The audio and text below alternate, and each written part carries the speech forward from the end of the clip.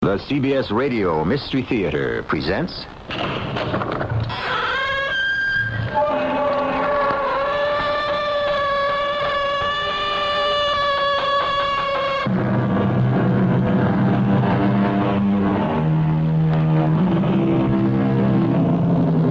Come in. Welcome. I'm E.G. Marshall. Time, a great writer once said, has no divisions to mark its passage. There is never a thunderstorm or a blare of trumpets to announce the beginning of a new month or year. Even when a new century begins, it is only we mortals who ring bells and fire off pistols. Time. How some of us can't wait for it to pass. How desperately some of us try to make it stand still.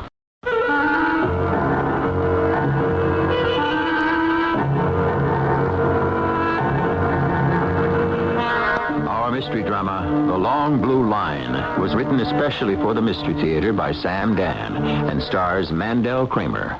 I'll be back shortly with Act One.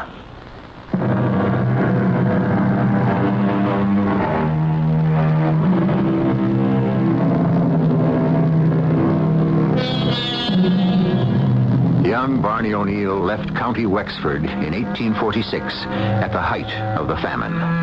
He arrived in the city of Brooklyn, where in time he became a police officer.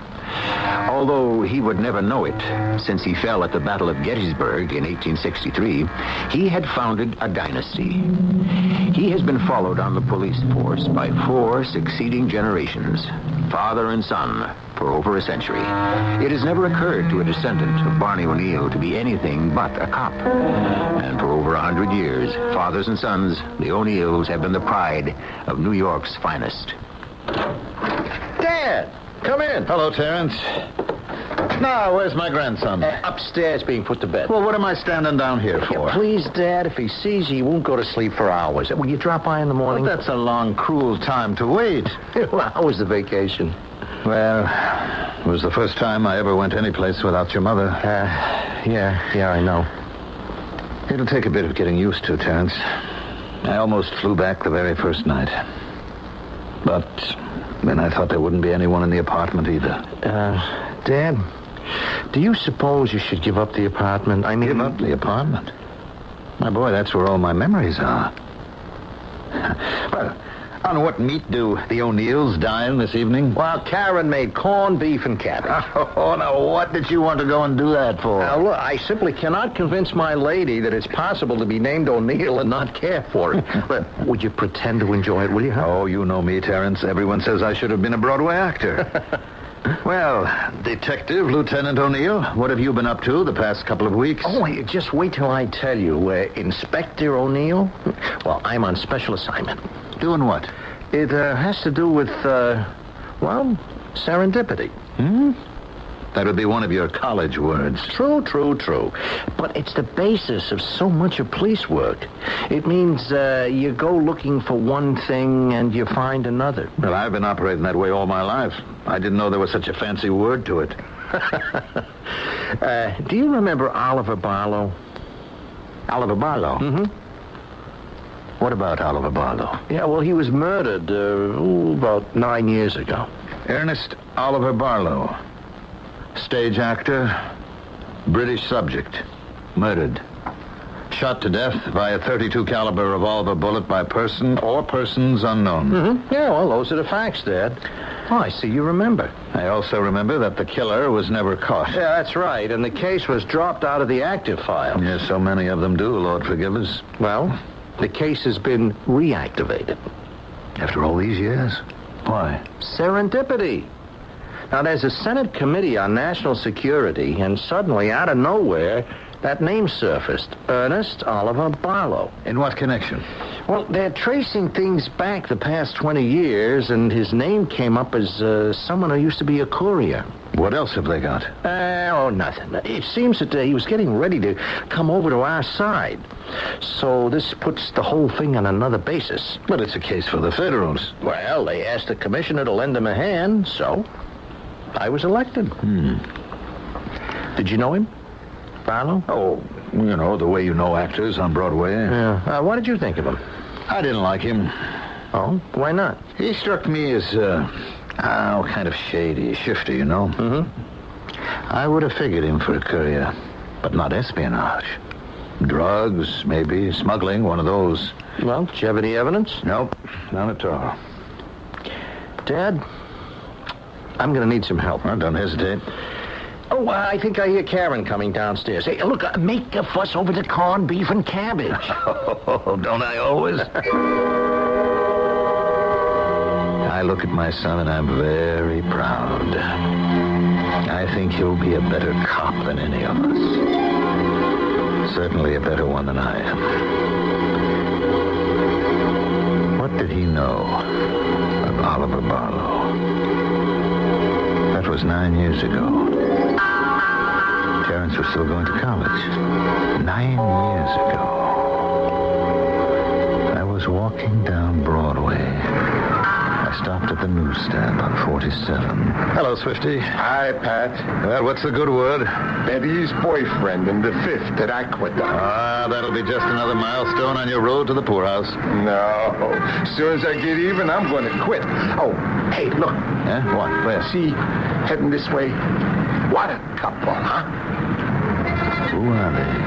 That's Oliver Barlow and his wife, what's her name? Leda Jones. They're starring in a new show, the 47th Street Theater. She's some dish, huh? Yeah. Well, I'll see you around, Swifty. Hey, how's Katie? She's okay. Tell her I was asking for her, huh? And tell her to hang in there. Sure. Pat, listen. You hang in there, too. Yeah. You hang in there, too. He had a funny tone in his voice when he said it. Could he tell? Was it obvious? How had I looked at Leda Jones? I mean, certainly it's legitimate to admire a beautiful woman. But was there more than admiration? I have to be careful. Katie. Terence looks so much like Katie. What is Terence saying to me? Dad, I have to peel back 9 years. How do I start? Look, shouldn't we be helping Karen with the dishes? Hey, all she's doing is stacking them in the machine. Well, that's still an all... No. We'd only get in her way. I'm saying you must be tired. Did you have a long trip? Well, I guess I must be getting old. You are... Oh, come on, never. Maybe I better get me a good night's sleep. Tomorrow, I'm a working man once again, you know. Well, do you want to have lunch? Sure. And you can set me off in the right direction on this thing, okay? Sure. All right, son. I'll see you. Dad, do you want to stay here tonight? No. I want to get back to the apartment. Back to the apartment. Of course, Katie won't be there. But that's where I spent my whole life with her. I'd walk down Broadway, and before I'd turn west, I'd stop for a quart of vanilla ice cream. And I'd pick up the papers from Swifty. I still do that. Hello, Swifty. Hi, Pat. What's the good word? Hummingbird in the 4th at Belmont. Do you think you'll ever break even? I ain't gonna live long enough. I guess none of us will. What's new? Nothing. There's a new hit around the corner. Oh, yes? You remember this Leda Jones? She was married to that Oliver Barlow, the one that got knocked off. Yes. I'm going back 8, 10 years maybe, and nobody ever caught the guy. What about her? She's the star in it. I want to tell you, Pat, I never seen such reviews, and I've been here on the street. It'll be over 60 years. You know something? She's as great looking as ever. She'll never get old, that one. You had a thing for her, huh? Who, me? Not that you ever done anything about it. I know how it was with you and Katie. Leda Jones. Leda. Would you remember me? Of course she'd remember. How could she forget? It's almost 10 years. A long time. A lifetime.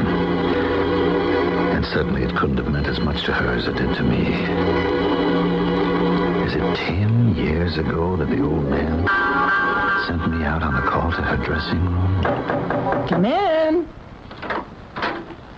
Oh, excuse me. Oh, please don't go. I'll slip into this room. I'm sorry, I didn't know It's just that I like to relax freely between performances. I'm Captain O'Neill of the burglary squad. No, did I embarrass you, Captain?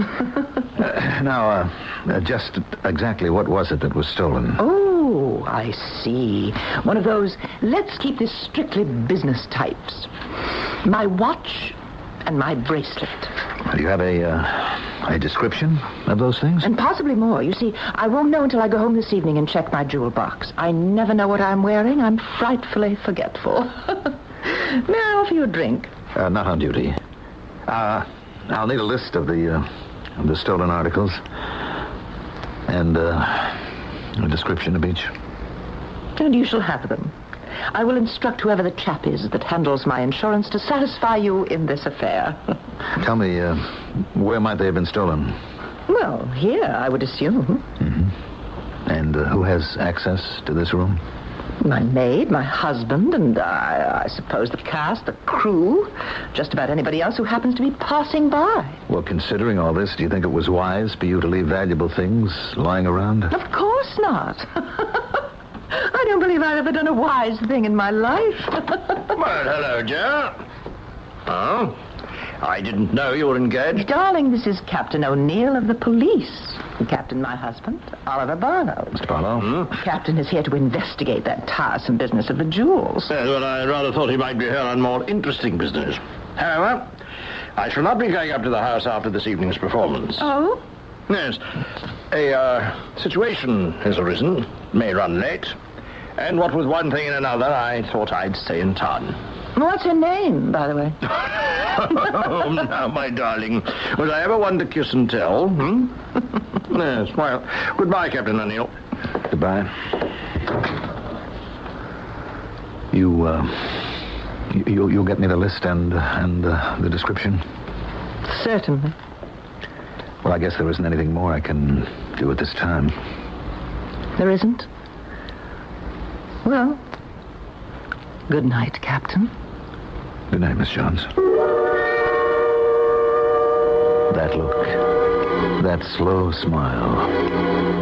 It's been 10 years, and I can never forget it. I walked out of the dressing room, out of the theater, and I walked home. I went upstairs into the apartment, and there she was, my Katie. Poor Katie. Hello, Pat. How is it tonight, darling? Well, it's no better, but it's no worse. I wish it would go one way or the other. Well, the doctor says I can go on like this for 10 years. Do you need anything, Kate? No. Mrs. Sullivan made me comfortable before she left. I'm so sorry, Pat. For what? I've let you down. Now, what kind of way is that to talk? Well, what kind of a wife am I to you now? I love you, Katie. And I love you, Pat. There's nothing we can do about it. Yes. You just said it. There's nothing we can do about it. Would you like me to make you a cup of tea? Well, yes, if you like. I looked at her. The full cheeks were now hollow. That beautiful round face was now lean and lined. She was a shadow of the lovely Kate I'd married 25 years before. Oh, we were in love. So much in love. I guess that's why I took it so hard, why I was at such loose ends. We drank the tea, and we talked. And then I gave her pill, the potent pill that would overpower the pain for the next 8 hours. For the next 8 hours, she would be dead to the world. She would never miss me.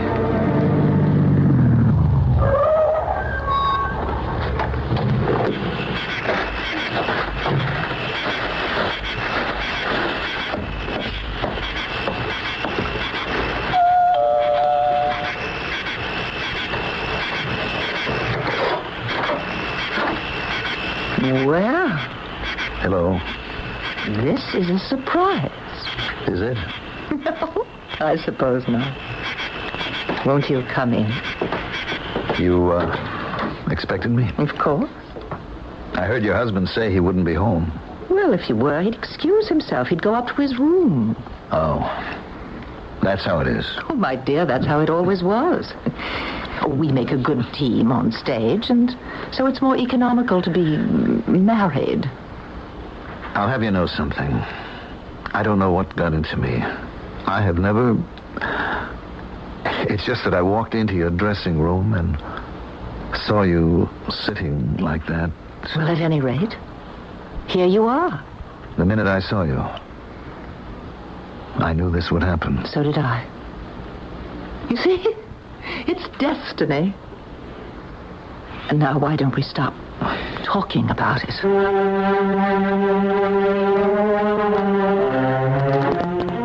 If this were a motion picture, that is, an old-fashioned motion picture, we would now cut to waves pounding on the beach. Well, here we have Inspector O'Neill reliving an incident that happened 10 years ago. By this time, we know it must have some bearing on an unsolved murder. But what? For that, you must attend the second act.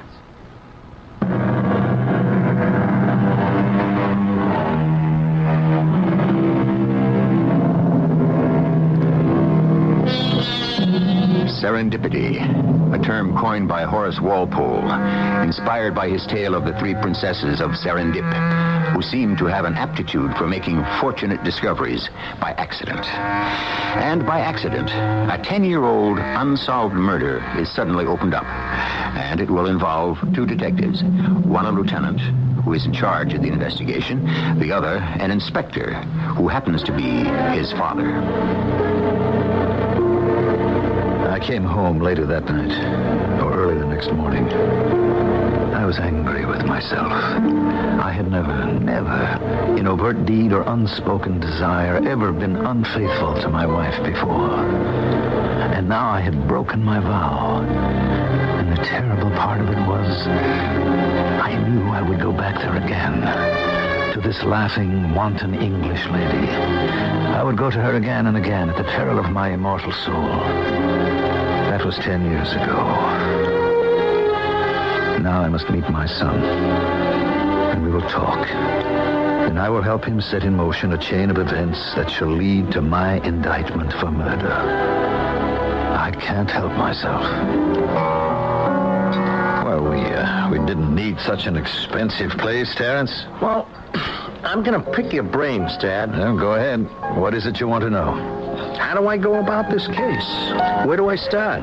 Well, you're going back in time 10 years, so start with, well, you could call it the environment. Broadway, the theatrical district, where he worked. And then go uptown to the Riverdale section where he rented the house, near where his body was found. You follow this? For sure. Reconstruct the time and the place. The days, the nights, talk to people who were around back then. Just think 10 years ago. Yeah. Spend some time in the library. Go through copies of newspapers and magazines. Spend the next week doing nothing. Just put in your time getting the feel of it. A whole week? Terrence, this is a different job from any you've ever been on before. It's been unsolved for 10 years. They can't expect you to make a collar by tomorrow. I watch his face. I see how he reacts. He nods his head. He understands. He's going to crack it. I know that. He's going to find the leads. And he's going to go with them wherever they take him. Even if they take him to me. Hello, Swifty. Hiya, Pat. What's the good word? Mary Bell and the Fort at Saratoga. Oh, Swifty, after all these years, don't you know that I never bet on them? Yeah, that's right. I guess my memory ain't what it used to be. Hey, I do remember something, Pat. Do you know that actress, that Lita Jones? What about her? She always stops by for the paper. She says, I'm her good luck charm, you know? Yes. So, when was it? This afternoon or yesterday? Anyway, she says to me, whatever happened to that handsome detective? You must have made some impression on her, hey, Pat? Yes. I'll see you around, Swifty.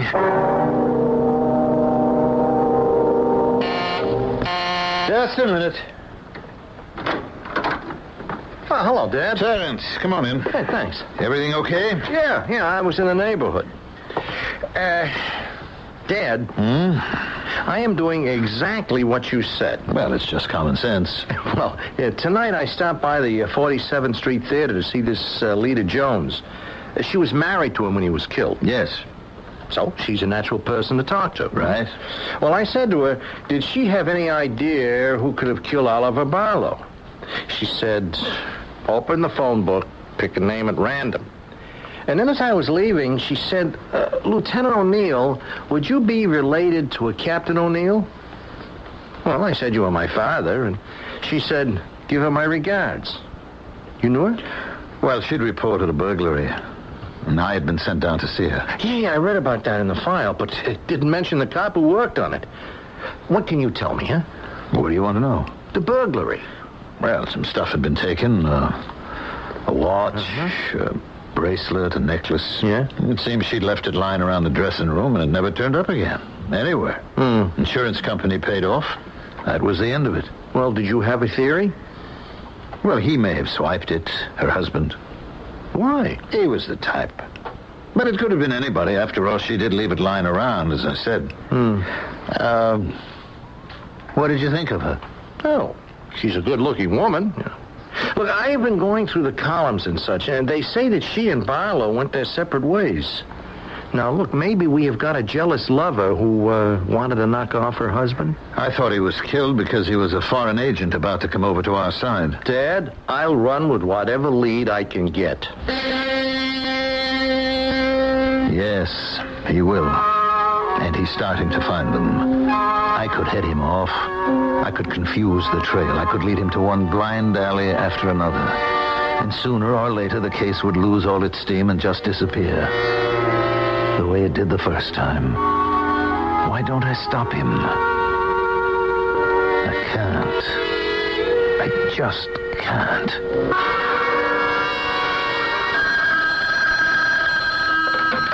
Inspector O'Neill. Inspector. You've been promoted? Who is this? Why do you say that? You know who it is. Yes, I do. I saw your son. What a marvelous young man. Yes, he is. And he's followed Dad in the force. What a great tradition. I like him. Lida, what do you want? Why don't you come up to the house tonight and we can talk about it? No, I'm busy. You know, Pat, I've never gotten over you. Lida, Yes, darling. please. Lida, please don't call me anymore. Please. Lida, I hadn't seen her since that night. How could I see her after it happened? How can I see her now? How can I be false to Katie's memory? Listen to me. I was unfaithful to Katie while she was alive. Does it matter now? Yes. I must never see Lida again. Never. Not after that night. That night, Katie was better. Or was she putting it on for my sake? Pat, What is it, Kate, darling? why don't you go out tonight? Go out? To a movie or a ball game? Oh, I can watch all that stuff on the TV. No, you should be with people. You like to be with people.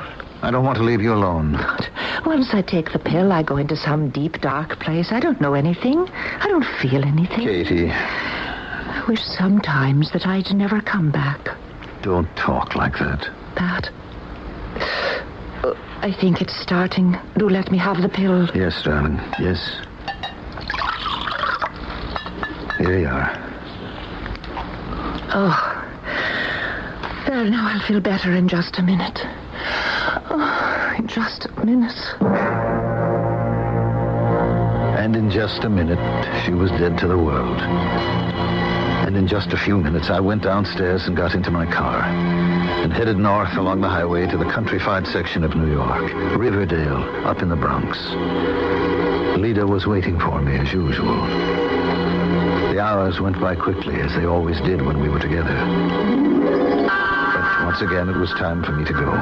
Will I see you tomorrow? Yes, We're getting to be like settled married folk, aren't we? Lida, I shouldn't be seeing you. Why not? Because it's wrong. Well, it isn't wrong exactly. It's more naughty than anything else. But we shouldn't be doing it. Well, then let's stop. I can't. Why not? Because I love you. I have fallen in love with you. Oh, dear, you shouldn't have done that. I can't help it. I mean, it gets to be such a bore when people fall in love. But I said I couldn't help it. Oh, don't worry, darling. You're not really in love with me. You think you are. And I'm just, how do you Americans say it? I'm just batting. Well, no, pinch hitting for Katie. I love your slang. I wish I'd never started this. Darling, that isn't true. Yes. Well, it's time for you to go. Katie should be awake again within the hour, poor girl. I do wish there was something could be done for her. You really mean that, don't you? Well, of course I do. You're the craziest woman I ever met in my life. I can't figure you out. Don't bother. Just kiss me goodbye. Goodbye.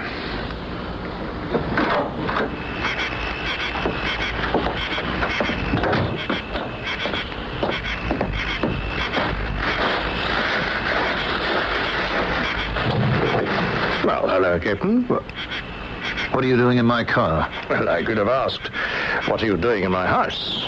But I didn't. Well? Yes, why don't you get in and sit down? Yeah. I thought I'd wait for you to come out. Of course, you could always say that you are here on that business of the jewelry. I would have accepted that explanation, even though it's 3 o'clock in the morning. Well, Mr. Barlow? Actually, you wouldn't owe me an explanation. Lida and I have our own lives. You see, we really know so little about each other. It's hard to believe we're so intimate on the stage and such strangers when we're off it. What is it you want to talk about? I could take a position, Captain. The position of a man who's found someone who is having an affair with his wife. I could seek redress in the courts, get a divorce, and so on and so on. You're not in love with her. You don't even care about her. Yes, of course. But I'm entitled to take the position of betrayed and outraged husband, if I want to. Why would you want to? I don't. Then why are we having this conversation? Well, you're not her first affair, or even her second, third, or fourth. A gentleman doesn't count. Well, I do know you won't be her last. What is your point? She seems to have a weakness for men. Is that because you're not man enough for her? Captain, I'm about to talk business. Therefore, you shouldn't bring personalities into this. Business? Precisely. What sort of business could I possibly have with you?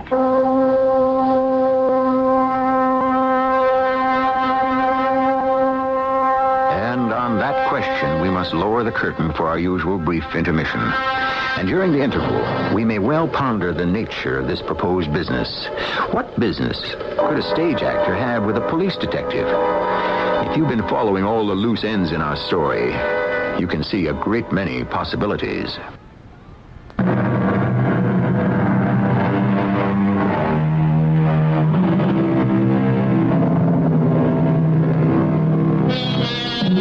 It may be instructive to explore. Does the literature of crime contain any great criminals who were actors? Well, Mr. Booth, perhaps, but he was merely a one-time fanatic, and assassination doesn't count. How many master thieves, safecrackers, confidence men were actors? Well, they could all act, but were there any professional stage actors in their ranks?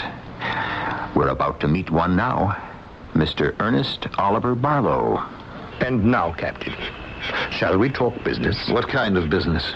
Well, from time to time, I may require some information. What sort of information? Oh, about various things. So far, you've said nothing. Well, I might want to know about the current status of certain investigations. What sort of investigations? And don't say various investigations either. When I walked into the dressing room that day and saw you, I knew you were going to have an affair with my wife. Yes? The signs were there. Let's get to the facts. Well, somehow she always chooses married men, which is fortuitous for me because I can always turn that to my advantage. Let's cut it short right here. You're going to make me an offer of some kind, right? Yes, righto. Get out of my car. You've got that English accent and those expensive clothes. You pass yourself off as a gentleman, but you're nothing but a punk. Well, you flatter me. In many ways, I'm even worse. Look, I'm a fourth-generation cop. Do you know what that means? Oh, you Americans, you also worship traditions. The few that you have. No one in my family has ever taken a nickel. And no one ever will. The O'Neills that came before me and all the O'Neills that will come after. Bravo. What a curtain speech that would make. But I'm not about to offer you any money. No? Then what? Peace. Peace? As I should say, peace of mind. For example, suppose this little tete-a-tete you have so often with my wife were to become known to your wife. What are you saying? Well, why do you ask that question? You know what I'm saying. Now, I've made sure that a certain item will appear in one of the gossip columns. Is it true that lovely Leda Jones has absolutely gone bonkers on a New York cop? Now, suppose your wife were to read that. She doesn't read those papers. Well, it could be called to her attention. And why does that cop have to be me? I'll tell her that. You see, by that I mean I'll see to it that she's told. I'll deny it. Will you? Absolutely. No, you know you can't lie to Katie. You'll confess it. Now then, shall we discuss business? Well? What do you want? The department has a squad. It isn't publicized very much, for obvious reasons. It's called the Subversive Activities Squad. We would like to know more about it. Who would like to know more about it? The people you're going to work for. I won't do it. And what's more, I'm putting you under arrest. Well, now that you've let off steam, let us continue. Now, you listen. No. You listen, Captain. Now, what could you charge me with? This conversation? How could you ever prove it? I, on the other hand, need no proof to convince Katie. Because if the question comes up, you'll break down and confess. I'll expect you here tomorrow night with the required information. Tomorrow night? Yes, you're going to be here anyhow. Why waste the trip? I knew I was not going to betray my badge. Nothing in this world could ever make me do that. I'd turn my service revolver on myself first. And Katie, it was a terrible thing I had done to her. But she must never know. I would have to be dead first. And as I kept turning it over and over in my mind, death seemed to be the only way out. And then the thought occurred to me, why should it be my death? That night when I went out after Katie's pill, I didn't carry my usual off-duty revolver. I got myself a very special gun. A safe gun. One that no one could ever trace. And I went to see Leda. Patrick, there seems to be something different about you tonight. Yes? What? Something. I can't describe it. You're very quiet and thoughtful. So much more tender. You know something, darling? I think I've fallen in love with you. Oh, don't be alarmed. It doesn't mean anything, my falling in love. It never lasts more than 6 months. Leda. Leda, I've got to go. Now listen. Be careful. I'm always careful. Yes, I know, but tonight, be more careful. Why do you say that?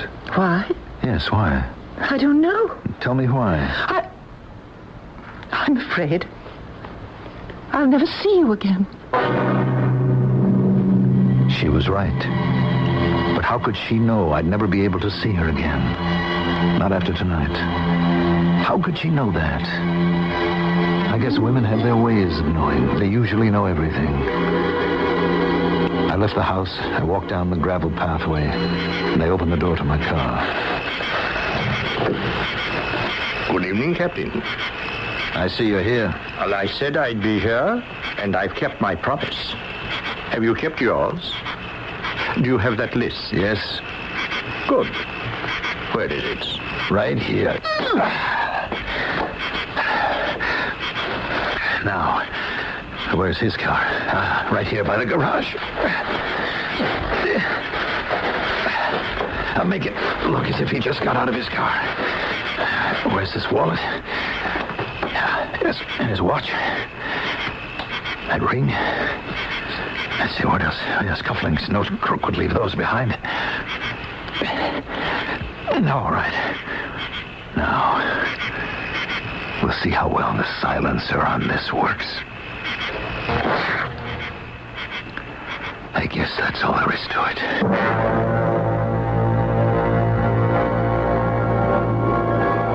Good morning, Pat. Good morning, Kate. Would you like something to eat?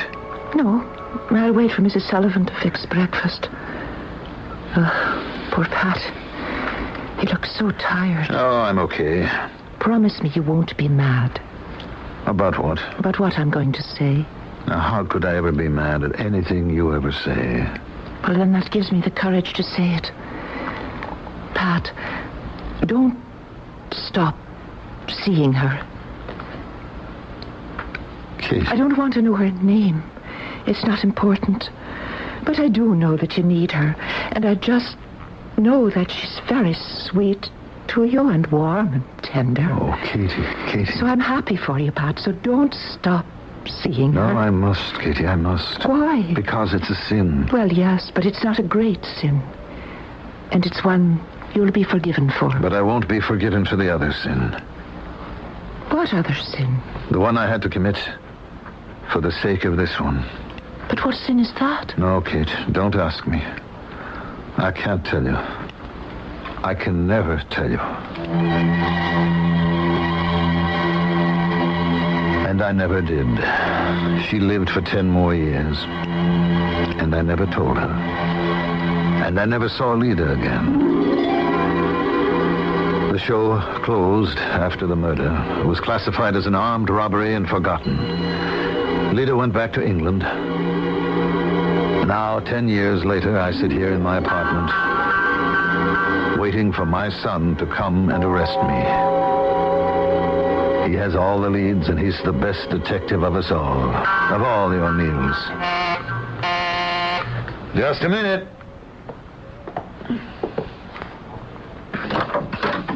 Hey, hi, Dad. Terrence, come in. You sure I'm not disturbing anything? Sure. How's Karen? Fine. And little Patrick? He misses his granddad. You know, you haven't been over lately. Why not? Oh, I've just been hanging around the house. Why? Just like that. Oh. Well, I went in to see the old man. Yes? Yeah, I told him I wanted to be taken off this Oliver Barlow case. Why? I can't get anywhere. Why not? It is too old, Dad. The trails are too cold. The guy was such a flake, anybody could have killed him for any number of reasons. Yeah. Besides, let the feds worry about it. If he was a courier, there's got to be an international aspect to it. It's all beyond me. And besides, you don't want to arrest your old man. What did you say? Come on, Terrence. I raised you, boy. I don't know what you're talking about. I'll tell you how you did it. You went to see Lida Jones, and she asked about me. And something in her voice, her face, her eyes made you think to yourself, uh-oh. Oh, listen, Dad. And if you read the old papers, you must have seen that item. Is it true that Lida Jones is gone on a good-looking New York cop? Now, don't say that, Dad. And then you started to think, could it be me? And Oliver Barlow. Maybe he was blackmailing me. Oh, come on, Dad. You never had that kind of money. But I'm a cop. And if he was an agent, I might know things that could be important to him. But Dad, what's gotten into you? And then you know something else about me, Terrence. You know if it was me that I'd want to be caught one day. And so you came up here and you searched the apartment. And you found the gun I used. And his watch and his wallet and his solid gold cufflinks. Dad, you don't feel well. Guess Mother's death affected you more than anyone thought. Are you trying to tell me you didn't come here? Well, I'll show you these things. I have them in a box that I keep in this closet. Dad. Well, the box that isn't here. Terrence, what did you do with the box? And with the gun and the other things? I am not going to take you in, Dad. I can't. What did you do with them? They're gone. They're bottom of the East River. Terrence. How can I arrest my own father? You have to, son. Or you'll have to quit the force. And you can't do that. Son, it's not your collar. It's really mine. I wanted to be caught. You know that. Look up on the wall there. Barney and John and Dennis O'Neill, they keep looking at me as if to say, well, Patrick, you've got to do it. Yeah, but to do this for a punk like Oliver Barlow. Oh, yes, he was quite a gentleman on the outside, but a punk underneath it all. My characterization of him exactly. Come on, son, take me in. Dad, look at those pictures again. Barney, John, and Dennis. You are going to disgrace them. No, Terence. I would disgrace them if I didn't give myself up. Now, you do understand that? Yes, Dad. I understand. Then what are we waiting for? Do you want me to read you your rights?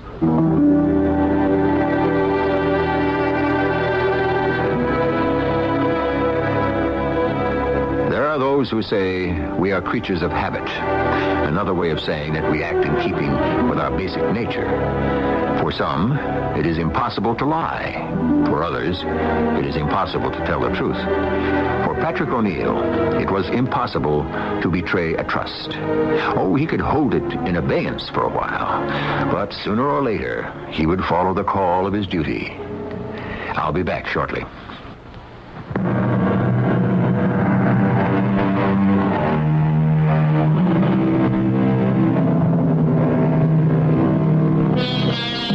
For some people, a job is a piece of work that occupies the time for 8 or any given number of hours. It is a task to be performed and forgotten. But to others, a job is a sacred duty, and how well it is done provides for them a measure of their morality. It is fashionable for the cynical to scoff at those who take their jobs seriously, but just think, without such people, how would the rest of us live? Our cast included Mandel Kramer, Marion Seldes, and Earl Hammond. The entire production was under the direction of Hyman Brown. This is E.G. Marshall inviting you to return to our Mystery Theater for another adventure in the macabre. Until next time, pleasant dreams.